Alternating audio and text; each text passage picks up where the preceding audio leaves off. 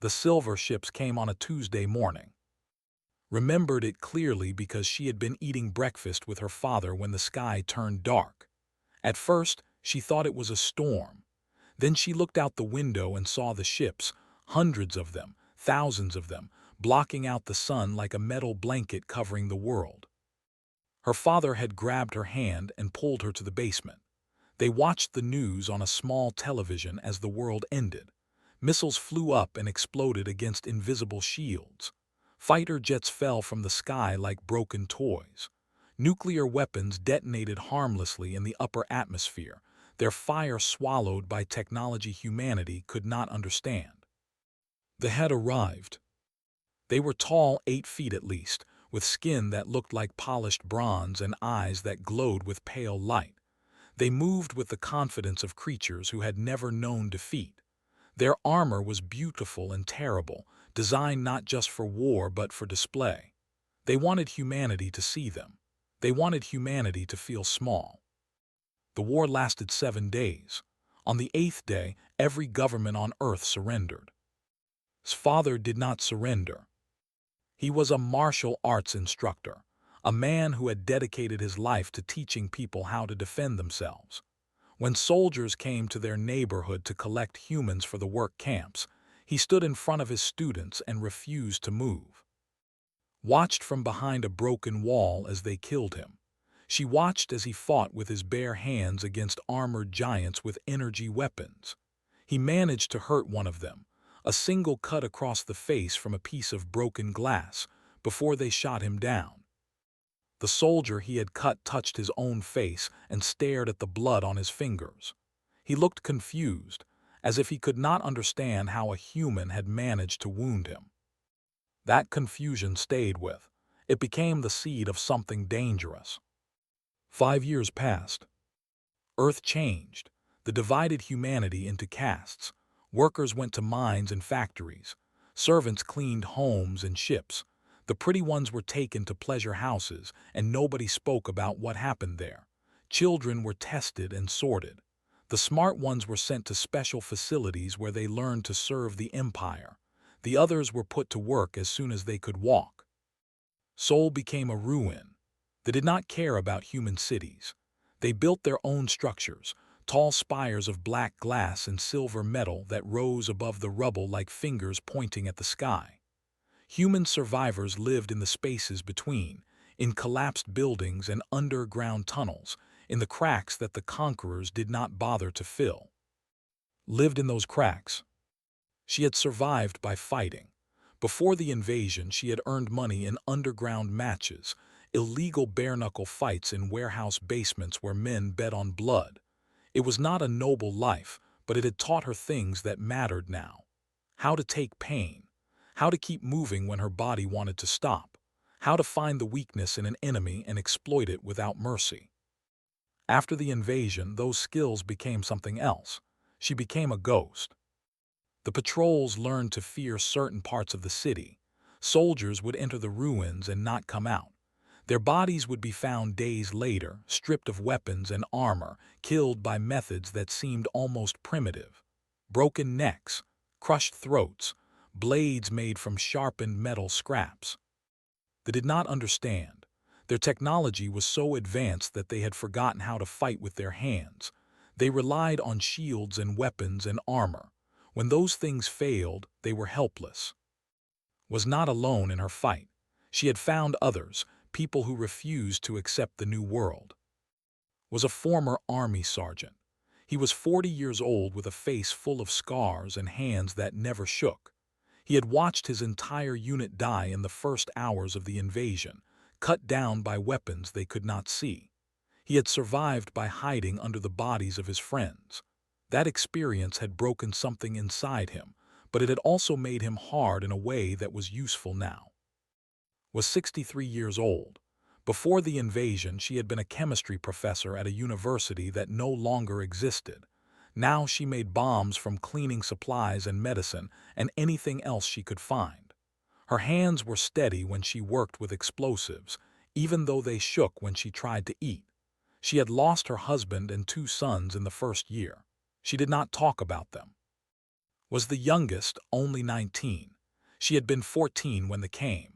She barely remembered the old world, the world of schools and phones and parents who came home from work complaining about traffic. That world was like a dream to her. This world, the world of ruins and fear and resistance, was the only reality she truly knew. They called themselves the Ashes.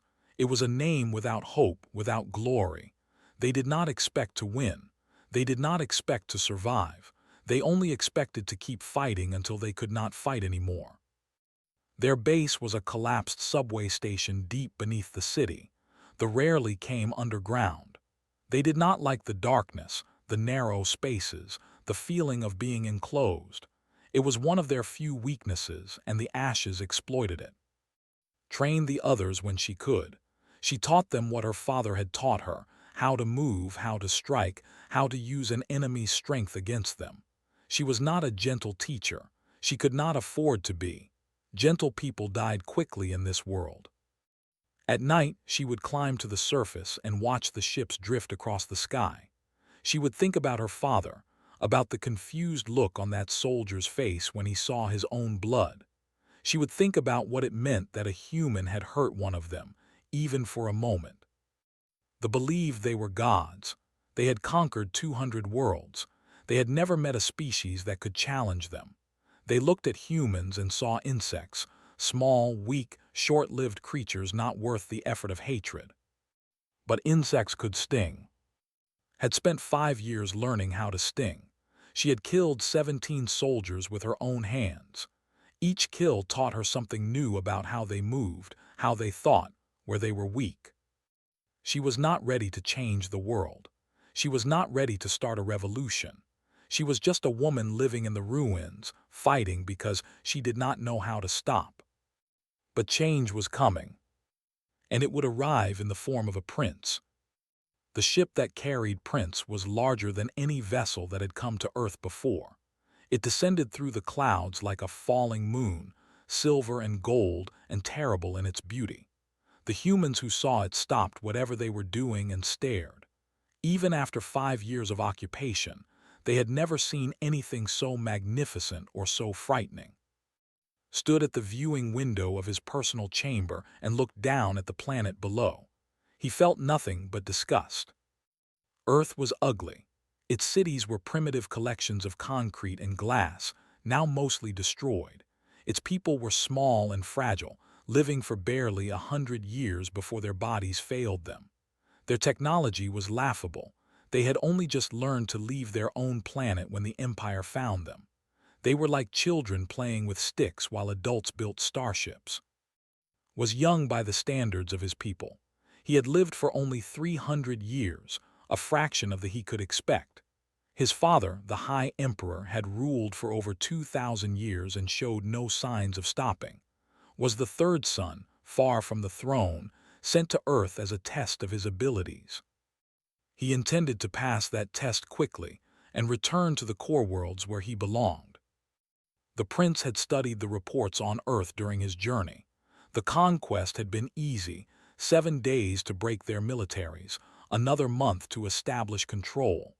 The humans had surrendered as expected, but then something strange had happened. They kept fighting.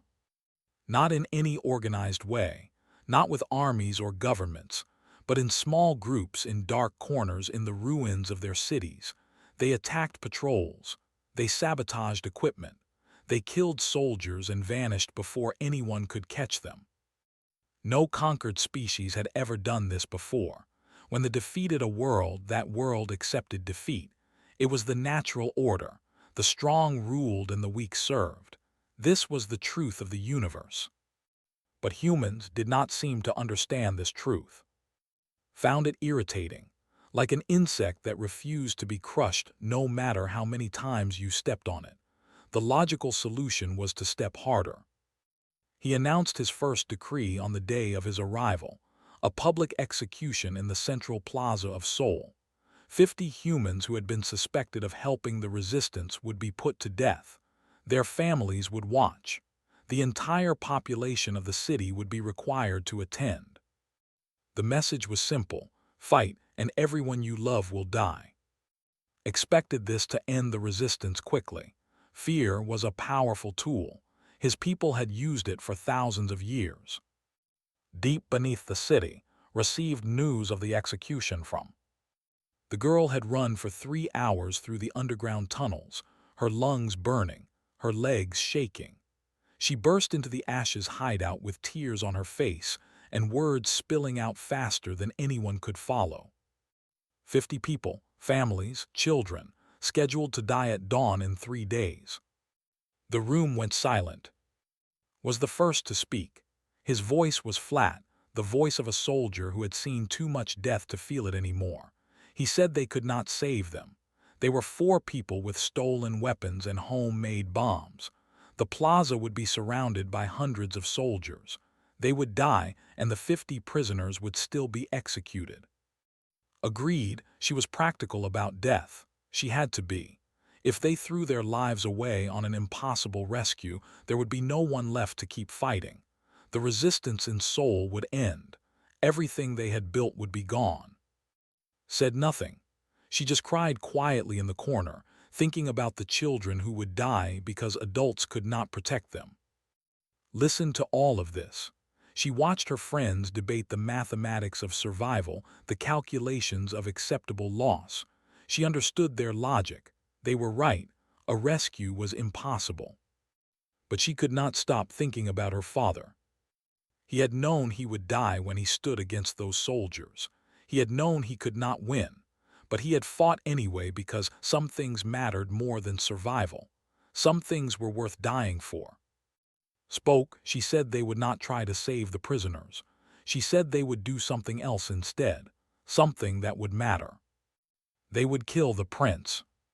The room went silent again, but it was a different kind of silence. Not the silence of grief, but the silence of shock. Told her she was insane. The prince would be protected by the best soldiers in the empire.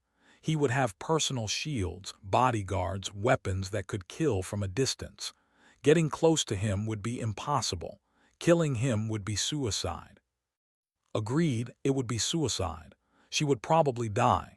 But if she succeeded, if she managed to hurt the prince, to break him, to show the galaxy that humans could strike back, it would change everything. They believed they were untouchable. They believed humans were insects. What would happen when an insect brought down a prince? Understood first.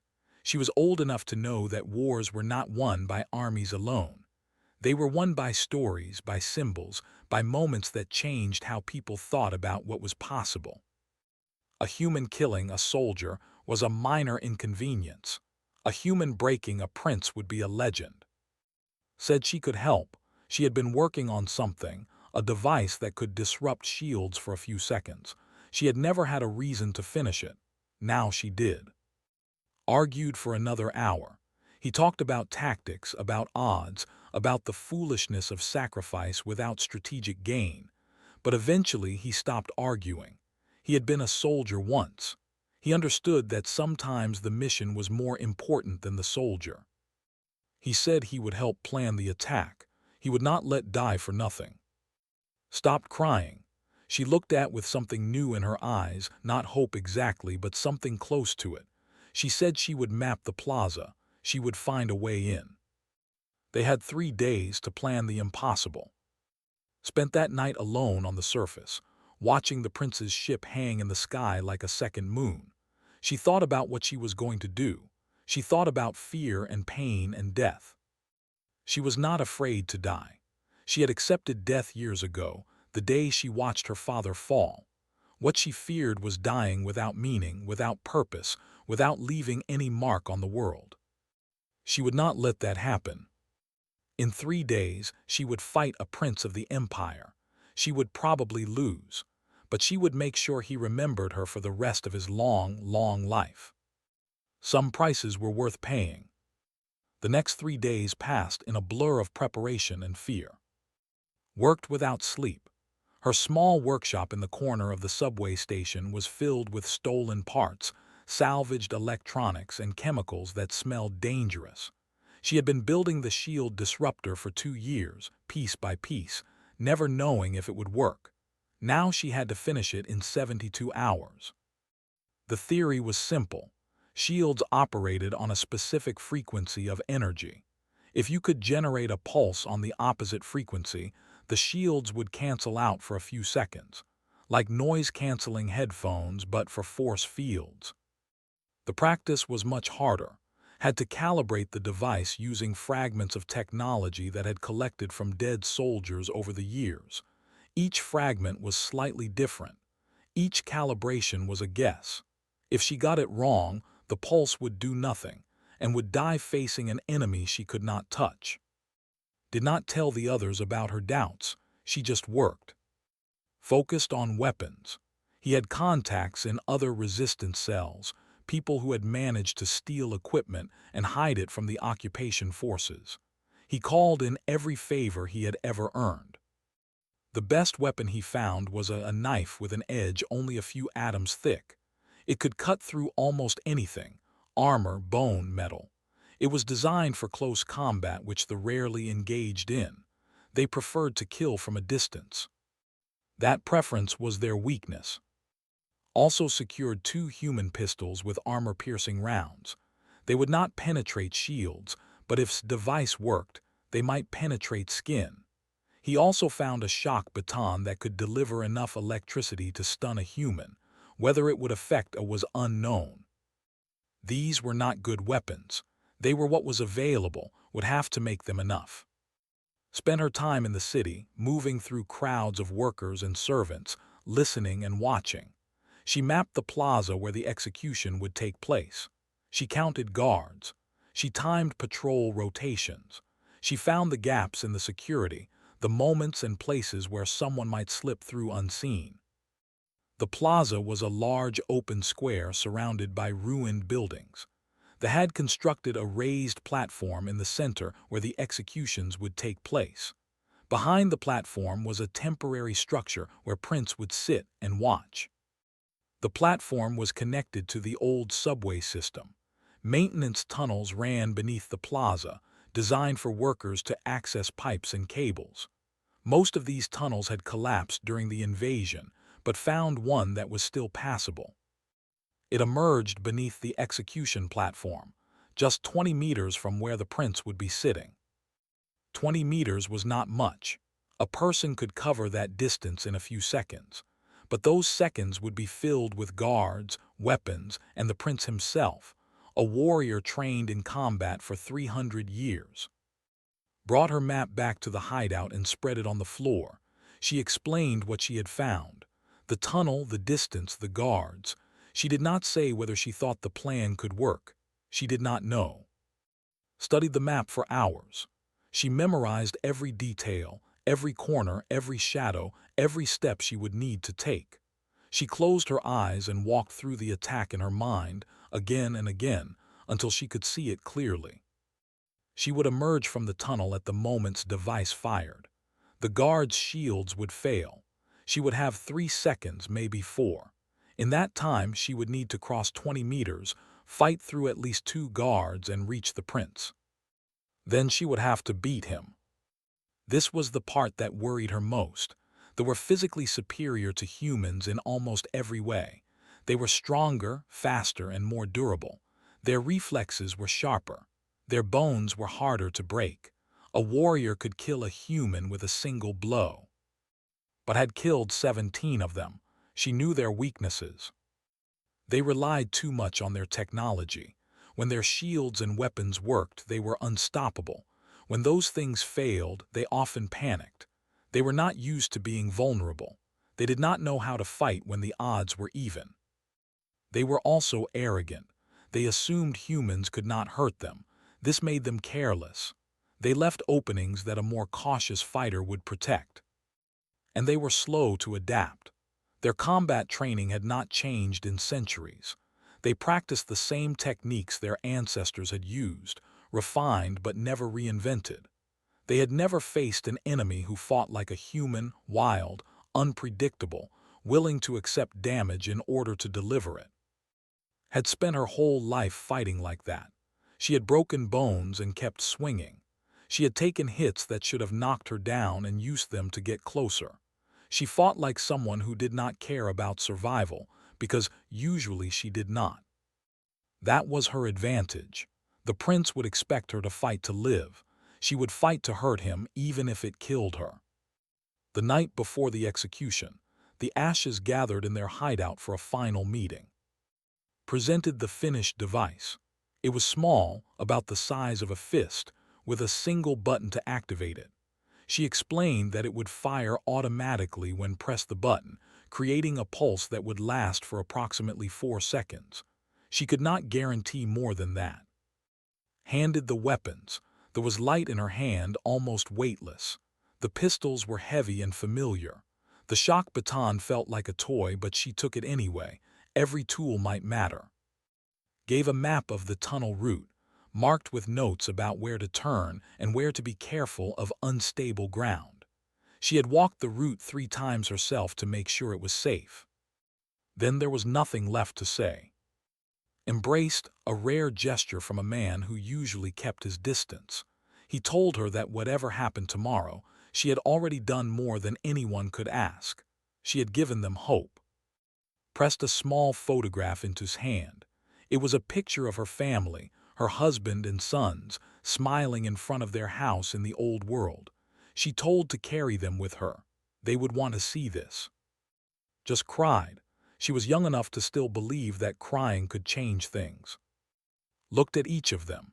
These were her people, her family, really, the only family she had left. She loved them in the quiet way that soldiers love the people they fight beside. She told them not to grieve if she died. She told them to remember what she had shown them, that they could be hurt, that humans could fight back. That fear was a choice, and they did not have to choose it. Then she went asleep. Tomorrow she would fight a prince. The morning of the execution was cold and gray.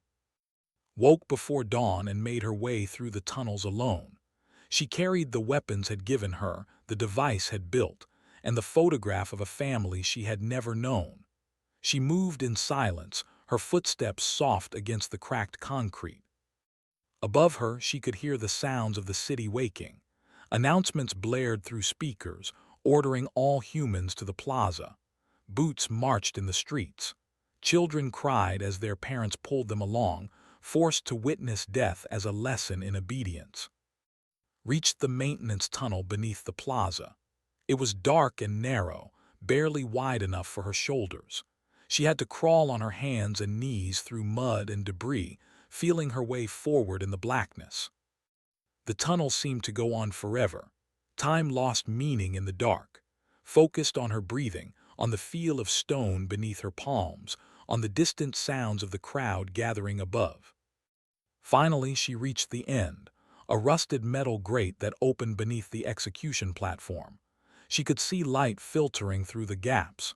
She could hear voices, boots, the hum of technology. She waited. The crowd filled the plaza slowly. Thousands of humans packed into the square, surrounded by soldiers with weapons ready. There was no talking, no resistance. The people had learned that resistance meant death. They stood in silence and stared at the platform where 50 of their neighbors would die. The prisoners were brought out one by one. Men and women, old and young, a few children. They walked with their heads down, their hands bound, their faces empty of hope. Some of them wept quietly. Most did not. They had already accepted what was coming.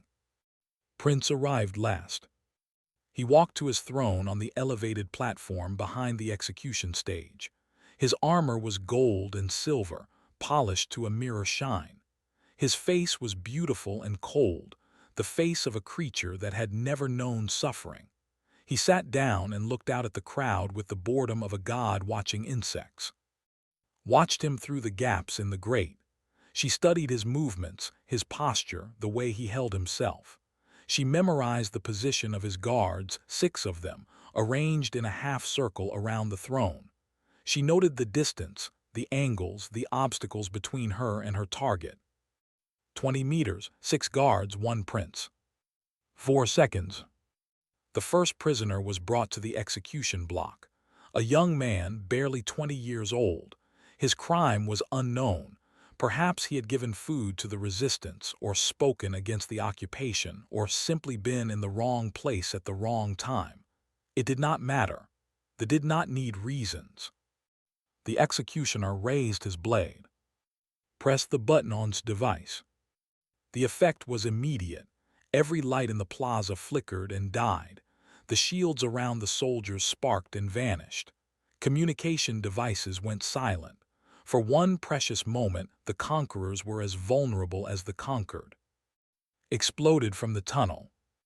She came up through the grate like a creature from a nightmare, already moving, already fighting.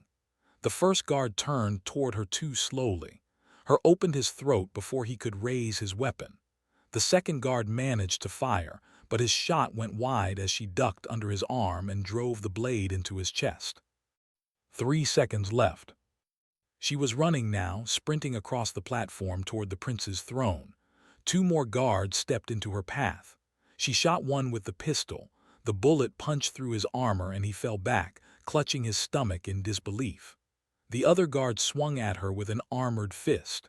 She took the blow on her shoulder, felt something crack and kept moving.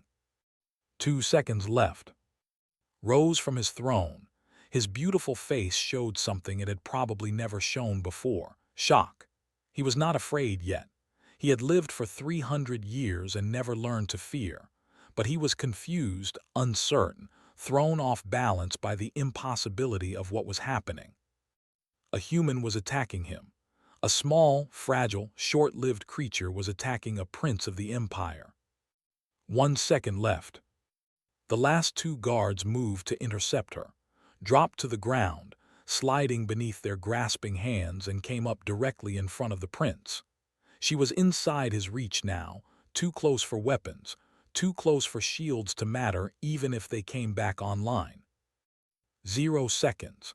The shields flickered back to life around the guards, but not around the prince. He had been too confident to wear his own shield generator. Attacked. The fight that followed would become legend. Stories would be told about it for generations, on Earth and beyond. But in the moment, it was simply violence, pure, desperate, human violence against an enemy that had never faced anything like it. Fought back. He was trained in combat arts that had been refined over. His body was designed for war, stronger than steel, faster than thought. He struck with blows that should have shattered her bones, should have knocked her unconscious, should have killed her. She took the hits and kept coming. Her ribs broke, she kept fighting. Her left arm went numb, she fought with her right. Blood filled her mouth. She spit it out and swung again. The prince could not understand. He could not process what was happening. No creature had ever refused to fall before him. No enemy had ever continued fighting after taking such damage.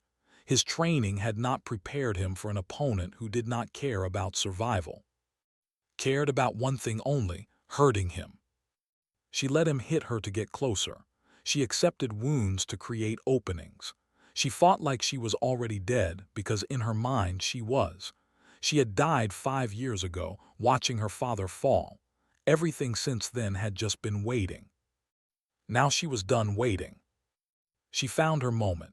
A spinning elbow, a technique her father had taught her when she was 12 years old. Simple and brutal and perfectly human. She put everything she had into it. Every loss, every death, every year of occupation. Every child forced to watch executions. Every family torn apart. Every dream crushed beneath boots. The blow connected with Prince's jaw. The sound was like a gunshot, bone shattered. The prince's head snapped to the side. His perfect face crumpled inward, bronze skin splitting, blood, actual blood, blue and strange, spraying across the platform.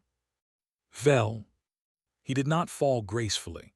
He collapsed like a broken machine, his body twitching, his ruined face pressed against the ground. He was not dead. They were hard to kill, but he was broken. His jaw hung at an impossible angle. His skull was fractured. His eyes were open but empty, staring at nothing. Stood over him, swaying on her feet.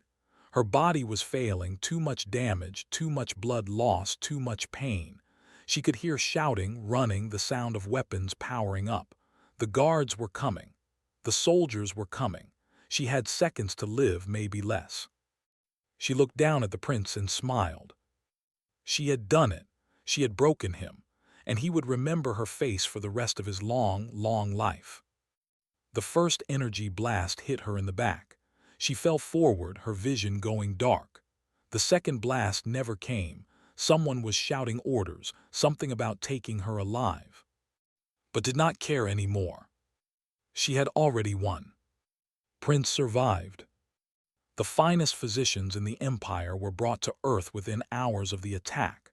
They worked for days, using technology that could rebuild organs and regrow limbs, that could bring the dead back to life if the body was fresh enough. They saved the prince. But they could not make him whole. His jaw had been destroyed beyond repair. The bone was gone, pulverized by a blow that should not have been possible.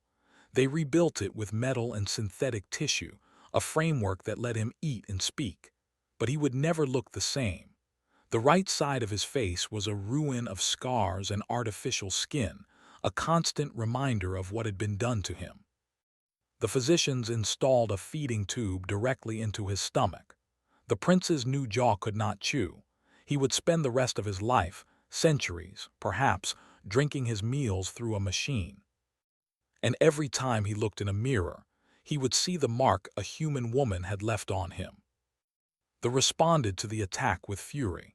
They burned entire neighborhoods in Seoul. They executed thousands of people, anyone suspected of helping the resistance, anyone who had been near the plaza, anyone whose name appeared on any list. They hunted the ashes with every resource at their disposal. Was found 3 days after the attack. They tracked her through the chemical residue from her explosives, a signature she had thought was untraceable. They surrounded her workshop with 50 soldiers. She did not surrender. She had one last bomb built for exactly this moment. When the soldiers broke down her door, she smiled and pressed the button. The explosion killed her and 15 soldiers.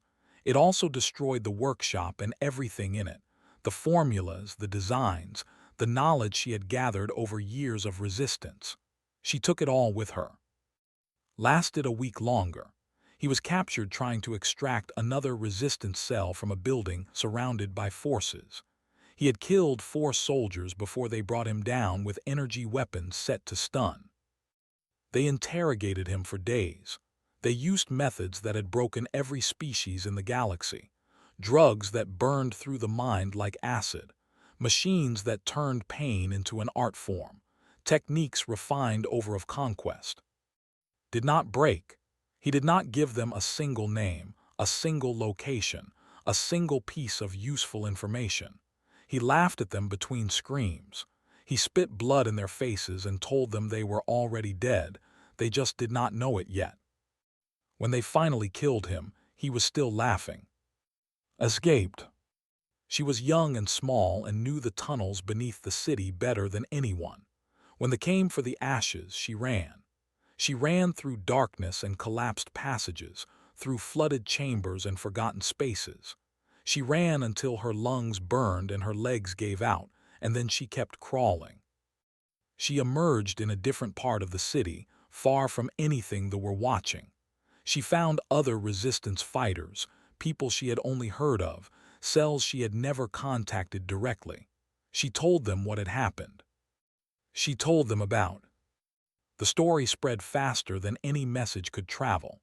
It moved through whispered conversations and secret signals, through coded transmissions and dying breaths. Within days, every resistance cell on Earth knew what had happened in Seoul. A human woman had fought a prince with her bare hands. She had broken his face. She had left him and damaged, eating through a tube like an invalid. She had shown the galaxy that they could be hurt. Within weeks, the story reached beyond Earth. The Empire had conquered over 200 worlds. Each of those worlds had species who had been defeated, enslaved, broken. They had accepted their fate because they believed resistance was impossible. They were too strong, too advanced, too perfect. But now they heard about Earth. They heard about the humans who kept fighting even after surrender. They heard about a woman who had faced a prince and made him bleed. Whispers began. Questions were asked in slave quarters and mining camps. If the humans could fight back, why couldn't they?